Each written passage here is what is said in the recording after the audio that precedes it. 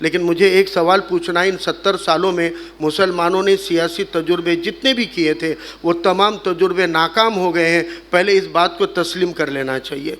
इन 70 सालों में मुसलमानों ने जो जो पॉलिसियाँ तय की थी वो सारी पॉलिसियाँ नाकाम हो चुकी है, पहले ये मान लेना चाहिए। अगर ये नहीं मानेंगे और उन्हीं ढकोसलों के साथ में जुड़े रहेंगे तो आने वाले वक्त में हम और भी इससे बर्बाद हालात में पहुंच सकते हैं।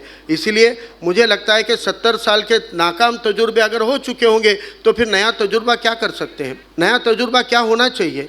तो मुझे लगता है कि दीन इस्लाम ने हमेशा हमें मजलूमीन के साथ खड़े रहने की ज़िम्मेदारी दी है, मजलूमों के साथ इत्तेहाद करने की ज़िम्मेदारी दी है, मजलूमों के लिए लड़ने की हिदायत दी है। अगर हम उस बुनियाद के ऊपर आ जाएंगे तो मुझे लगता है कि इससे अच्छा तजुर्बा और कुछ नहीं हो सकता। और इस देश के अंदर मजलूमीन तबका और मजलूमीन से मुजाहिदीन का सफ़र तय करने वाला तबका, यानी पीड़ित से लेकर लड़ाऊ तक का संघर्ष करने वाला अगर कोई समाज घटक है तो वो अम्बेडकरवादी समाज है।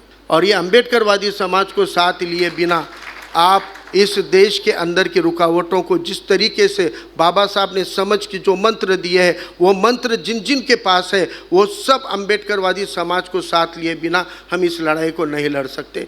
मेरी शिकायत तो उन बुज़ुर्गों से है।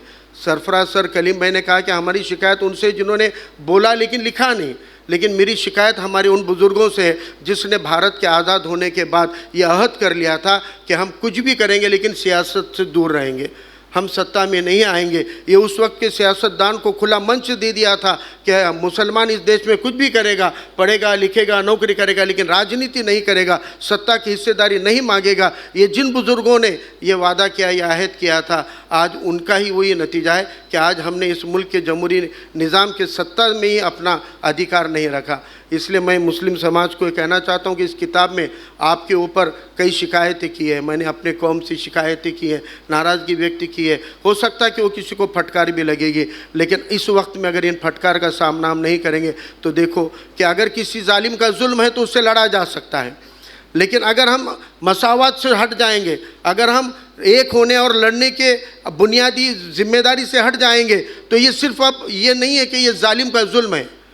जालिम का जुल्म है तो लड़ सकते हैं, लेकिन अगर ये अल्लाह का ज़वाल है तो इसे लड़ा नहीं जा सकता। अगर ये अल्लाह का ज़वाल है तो लड़ा नहीं जा सकता। जिस तरीके से हमारे अंदर ऊंच नीच है, हम ऊंची नीच करते हैं, आला तबकों के साथ में रहते हैं, उनकी क़यादत पसंद करते हैं, लेकिन पिछड़े और मजलूम तबकों की क़यादत हम अगर पसंद नहीं करते हैं तो ये हम अपने दीन की जो बुनियाद है वो मसावत, उसके साथ सरासर बेईमानी कर रहे हैं।